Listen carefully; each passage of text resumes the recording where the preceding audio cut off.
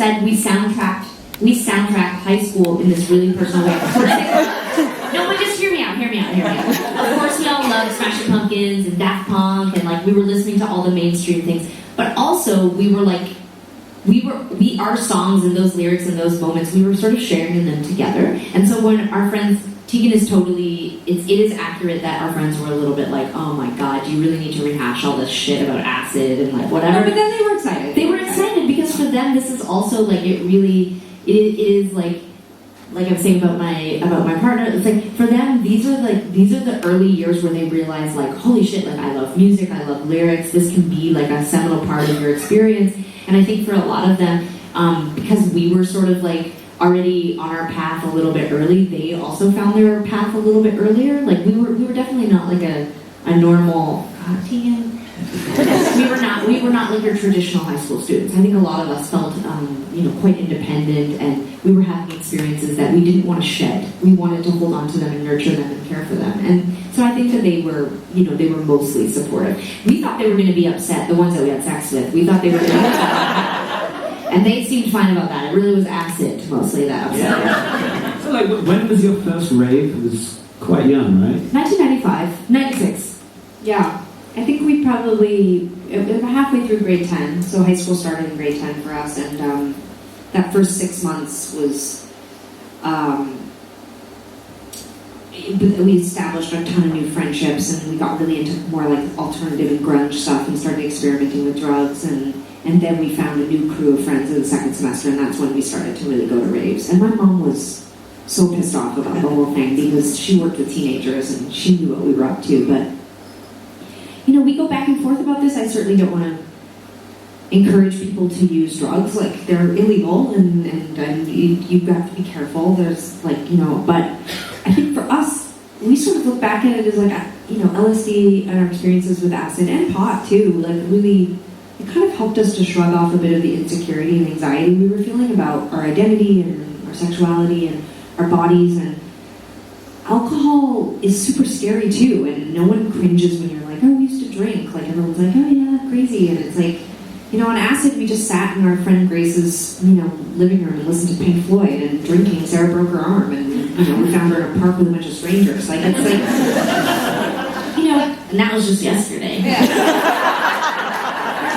but it's like, I don't know, like, so raves were kind of this kind of sacred space. I know it's really different now, and electronic music has really changed, and there was this kind of golden period in the 90s, and we hit it right at the end. We were certainly not a part of the start of this, but some of these raves we would go to, you'd call on Friday night at 10 p.m. They'd post a number and you'd call and they'd tell you the address, and you'd show up and there'd be 30 people there. And it was really a very warm, affectionate, friendly group of people. Everyone was really weird and alternative, and we all joke now we're not even sure we liked any of the music, but there was something magical about going there and seeing other people like us. We were really weird at a time where felt safe, weren't. Which is, I know, we talk about this a lot in the book, but trying to explain to your parent who's very in the know. Like, our mom has one of these stories. I had to cut this out of the book because my mom made me. But so you're going to tell it now? Well, yeah.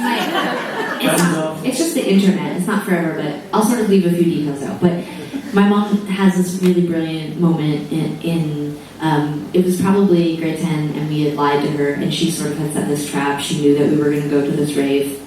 I do tell that part in the book, but what I sort of ended up having to cut out is that one of the things that she said to me when she caught us, it's brilliant. She is like, lets us go to the rave. She picks us up in the morning. We're super stoned.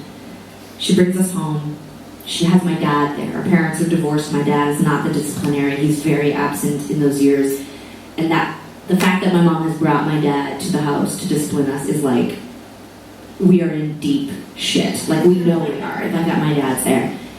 And she sits us down and she's really giving us, My dad also, he's a very funny and silly guy, but he's very serious, and he didn't discipline us, but he also has this very strict, he was raised by a very strict, retentive British woman.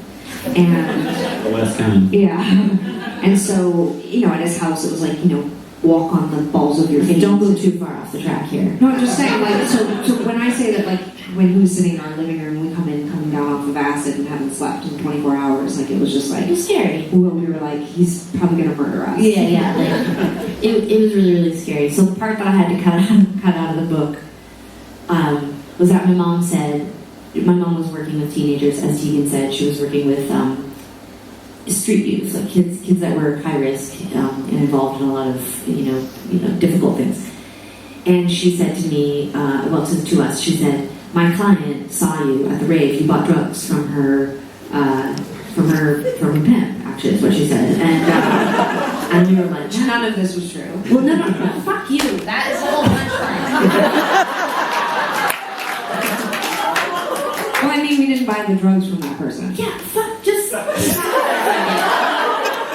She said the story was that you had to No, pull the it point. out. Just why don't you let me get you to the end of the story? Why don't you just... On and on and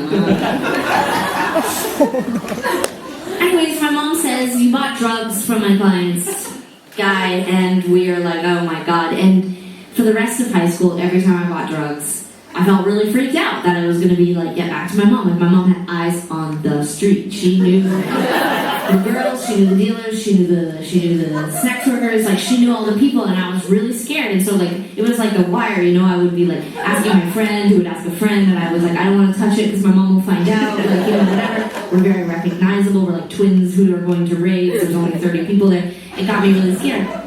20 however many years later, I'm writing the book, I tell my mom the story, and she goes, never happened. Imagine I told my 14-year-old street, youth that why would they even know that I had twin daughters? Like, that's absurd. I made that up to scare you. I just made that up so that you would think I was watching you and I knew what you were doing. But my whole life, up until the moment we were writing the memoir, I was convinced my mom had, like, a real, like, she could just call up and be like, what's up, Brian?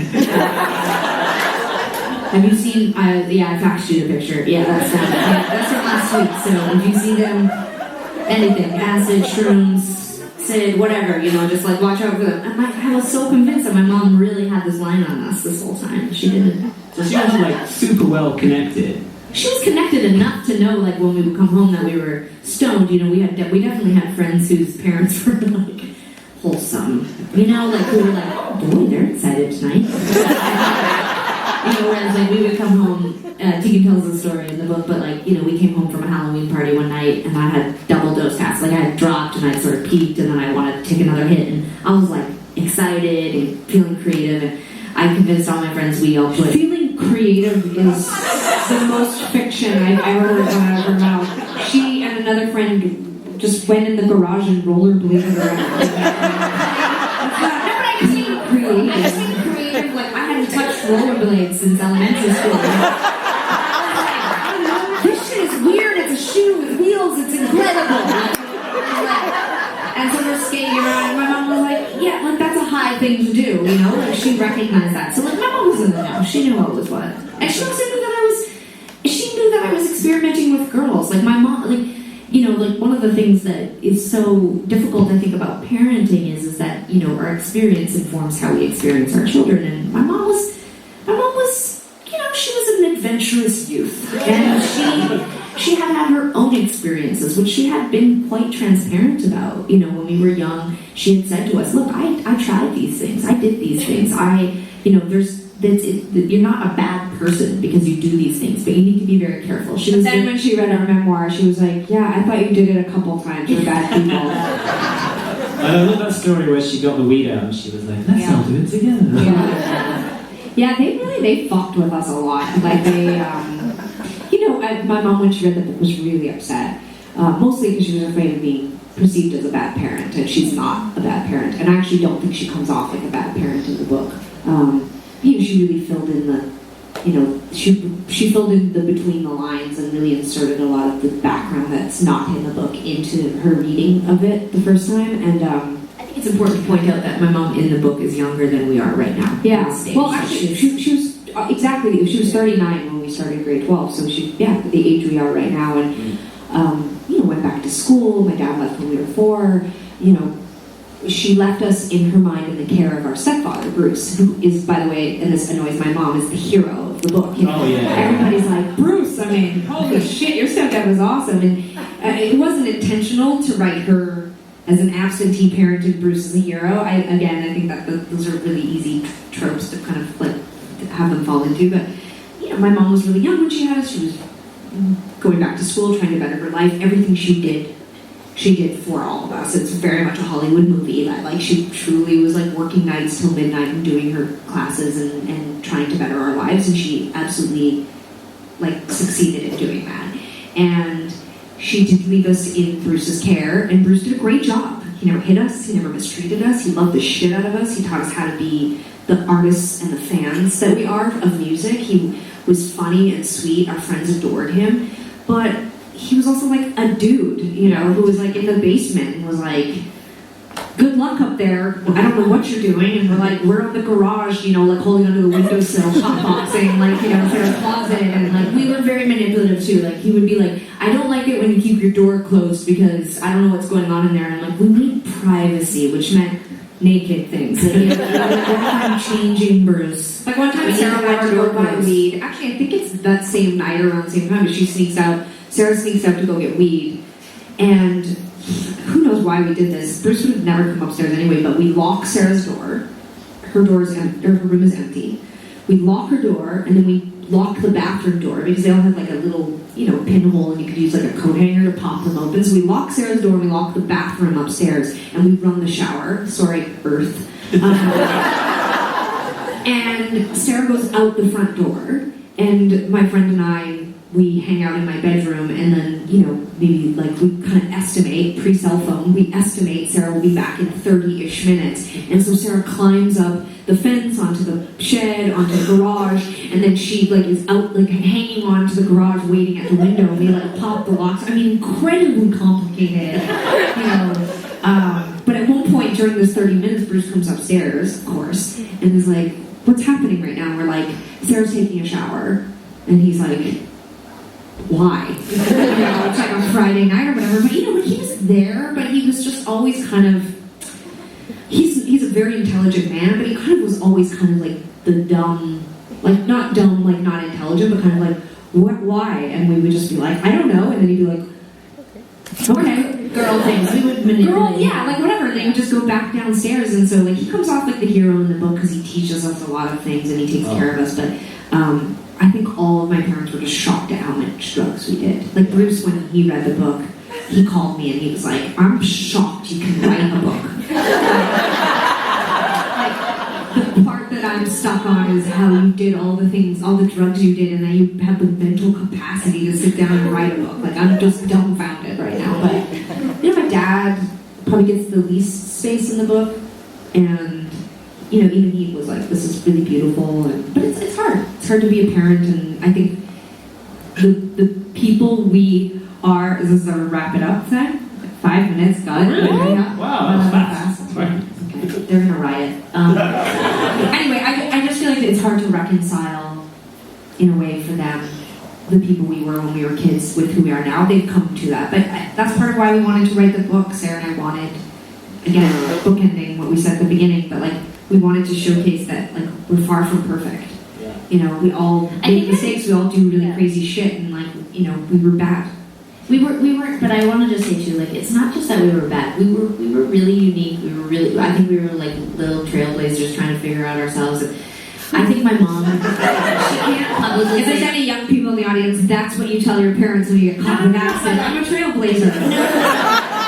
Sarah from Tegan and Sara said so. No, but I just want to be like, this is gonna come out wrong, but sometimes like when I listen to people when they speak aspirationally about their children and they say, I just want them to be good people, I want them to get great grades, I want them to do all the sports and do all the extracurriculars and go to a great college and get a great job, and that actually makes me want to walk into traffic. That sounds so boring. And I think one of the things, this is it. This is all we get. I'm an atheist. I don't believe there's another life. I don't believe there's extra space and time to do these things. This is all you get. This is your experience every day. This is all you're going to ever have.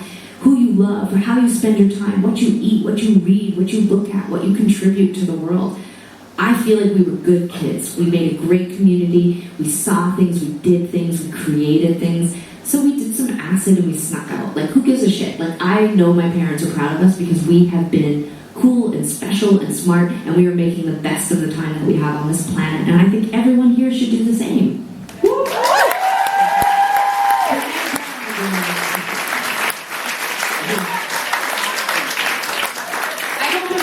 That it is like, I don't want it to be bad, but if it's like, I'm very into academics and lacrosse, I'm gonna be like, you're gonna go live with Aunt Tegan. She's towing that line. Well, I learned some parenting tips from the book. You did? Yeah. Like what? The sit down and smoke weed with your kids thing, Yeah. great. By the way, we did not smoke the weed with my mom. It was an ultimatum. Yeah. It was either smoke the whole bag with my mom or flush it, and we were like, fucking flush it. And the bit where you guys were slamming the doors and Bruce was like, taking your fucking door. Yeah. It's funny how many people I've met who are like, my parents did the same thing. So that's a lot of effort, man. It is a lot of effort, but we were fucking annoying. You know, like we could fight all night long. I mean, I have a friend who I just had dinner with recently.